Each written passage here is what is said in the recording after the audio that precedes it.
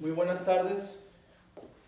Mi nombre es Joel Ernesto Calandrelli Esquivel, de noveno grado. Este, y el tema que elegí se llama la prisión preventiva oficiosa y su inconstitucionalidad. ¿Por qué elegí este tema? Este tema lo elegí porque me llamó mucho la atención, porque es de un factor social, el cual hace referencia a todos esos derechos humanos que son violados en la aplicación de este tipo de medida cautelar. Como todos lo sabemos, en nuestro Código Nacional de Procedimientos Penales viene esta medida cautelar, viene adherida en los 15 tipos de medida cautelar. ¿Por qué hace y hago alusión a que este tipo de medida es inconstitucional? El primer punto es porque este tipo de medida cautelar viola muchos derechos y principios, así como derechos humanos, entre ellos la presunción de inocencia, entre otros, y el derecho a un juicio justo, todo esto en el debido proceso de la extinción de en una sentencia. Me baso mucho en las opiniones de diferentes personas, las cuales dicen, y llego a estar de acuerdo con ellas, de que hay personas que a la espera de una sentencia tienen un tiempo indeterminado para poder saber su situación judicial. Entre ellas, había comentado la Suprema Corte de Justicia que deberían de haber un periodo de hasta de menos unos 2 años, pero yo he conocido de casos que tienen años o tenían años las personas para poder recibir una sentencia. Si tenían un total en una sentencia, en un juicio abreviado, de unos 20 años o unos 15 años, pues ellos ya tenían 3 esperando este tipo de cuestión. Entonces ya no eran 15, sino podrían ser hasta 20 años. Entonces es ahí donde yo me baso mucho en su inconstitucionalidad y que no tiene un debido proceso dentro del sistema penal, porque como lo sabemos, también donde yo tomo mucho en cuenta es en nuestra Constitución, por ejemplo en los artículos 19 y en el 20 constitucional, de sus diferentes fracciones y también de sus diferentes incisos, y entre ellos está comprendido que debe de haber un debido proceso y debe de haber un juicio justo. La extracción de estos, ¿por qué un juicio justo? Porque no hay mucho coordinación, y entre otros puntos, dentro de mi bibliografía me baso mucho en este libro, que es el Manual de Coordinación entre el Ministerio Público y el Policía de Espino, que este libro nos habla entre la coordinación de estos. ¿Por qué? Es muy importante saber la raíz de este tipo de medida cautelar. ¿Por qué? Porque el Ministerio Público y su coordinación con el policía van de la mano para darle a conocer al juez la justificación de una judicialización de una persona. Y en este caso vamos a ver en la problemática uno de los puntos muy básicos de los cuales está viciado este tipo de medida. Entre ellos es, por ejemplo, el Ministerio Público tiene una carga de trabajo, lo cual hace que se haga más largo el proceso, y el policía a veces no investiga de una manera correcta, llevando así pruebas necesarias, tanto como una buena detención. Para poner en punto, el Ministerio Público hace mucho, por ejemplo, en el sistema garantista, era de una manera súper automática la prisión preventiva oficiosa, por eso se le cambió a la oralidad. Pero yo me estoy dando cuenta que no cambió en nada esta figura, por lo cual yo hago mención sobre todo sobre la investigación que debe llevar la policía investigadora. Uno de los puntos que tiene en contra de su investigación es de que también tiene mucha carga de trabajo y no la hace a tiempo ni en forma, por lo cual no hay una buena comunicación entre estos dos, para que por fin el juez pueda conocer acerca de las razones de la justificación de esta medida. ¿Qué puedo hacer? Voy a comparar la prisión preventiva oficiosa, que se da de manera automática, con la prisión preventiva justificada, la cual era un motivo más, la que se le daba un motivo más a fondo para la comisión de los delitos, pero de una manera justificada, el por qué y el que ya sabe, el que ya sé y el cómo, y mucho de esos tipos de preguntas tenían valor a la justificación de esta. Por ejemplo, yo había sabido de algunos ejemplos de este tipo de justificación. Por ejemplo, la justificada, la que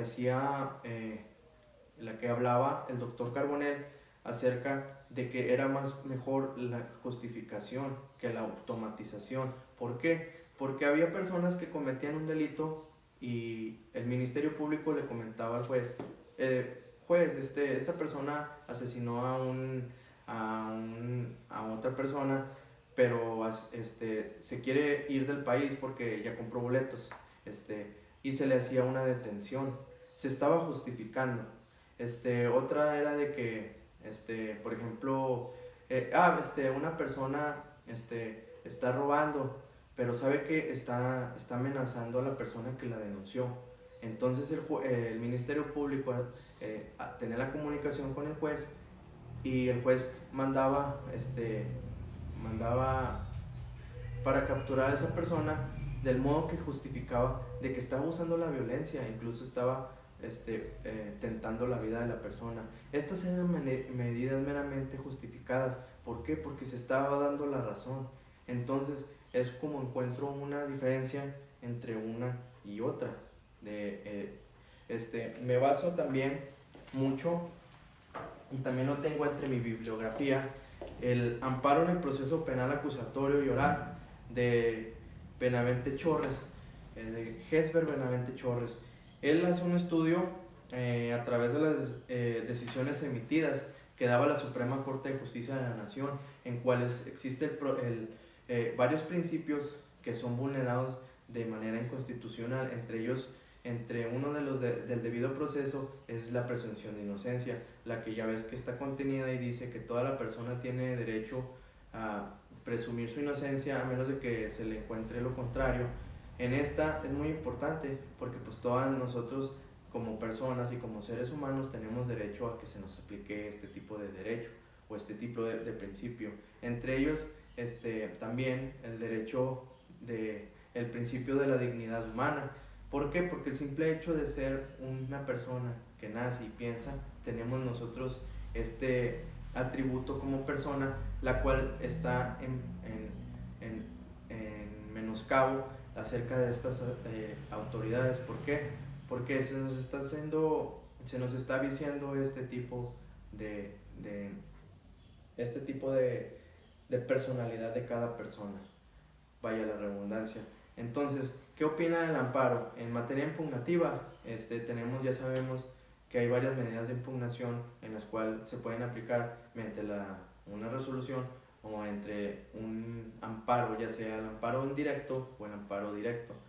¿Por qué hago mención al amparo? Porque este tipo de medida o este tipo de sentencias son de manera injustificada.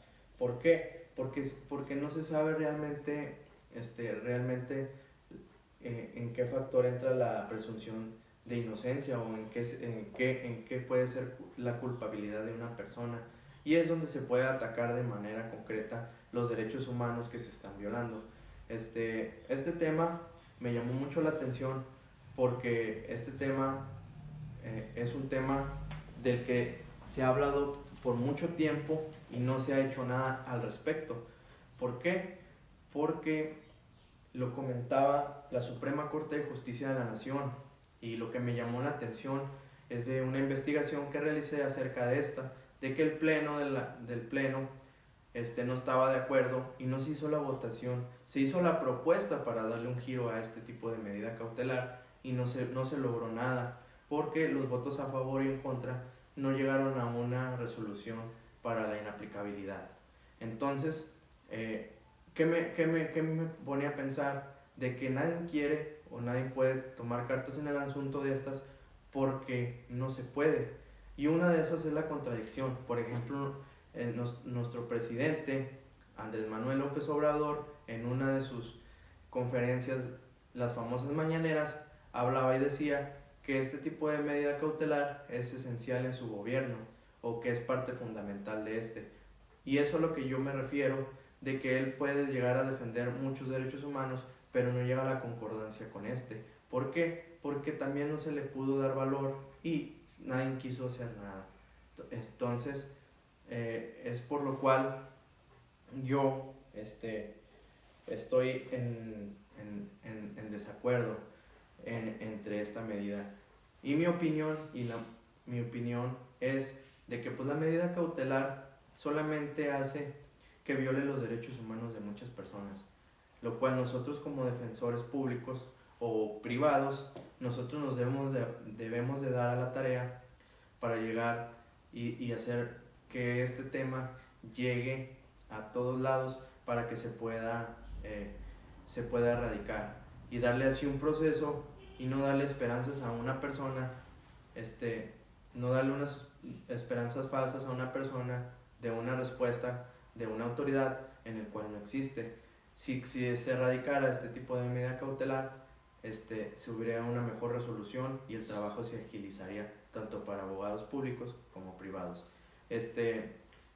Otra de las opiniones importantes que yo doy acerca de esta es de que pues sí se puede dar el cambio entre la justificada. ¿Por qué? Porque habría muchas maneras de contrarrestar y sacar de este tipo a esta medida cautelar, ya no viciando los derechos humanos de las personas y los principios, sino de una respuesta y de la manera en que si una persona cometiera un delito se tuviera que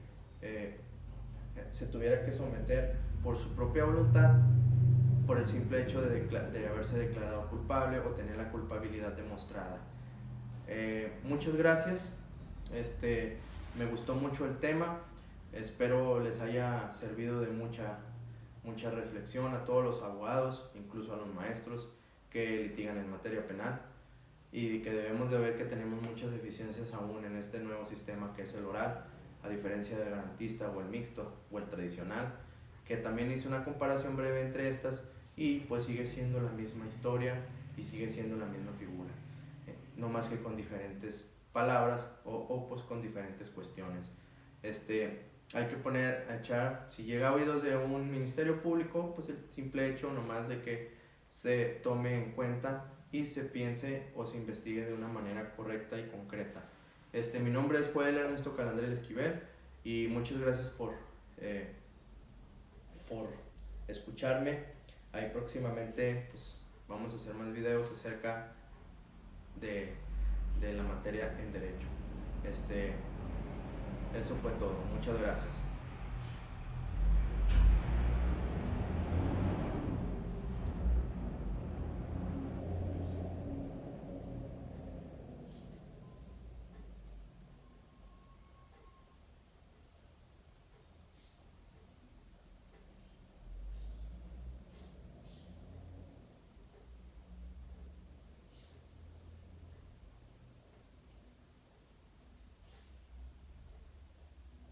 Bye.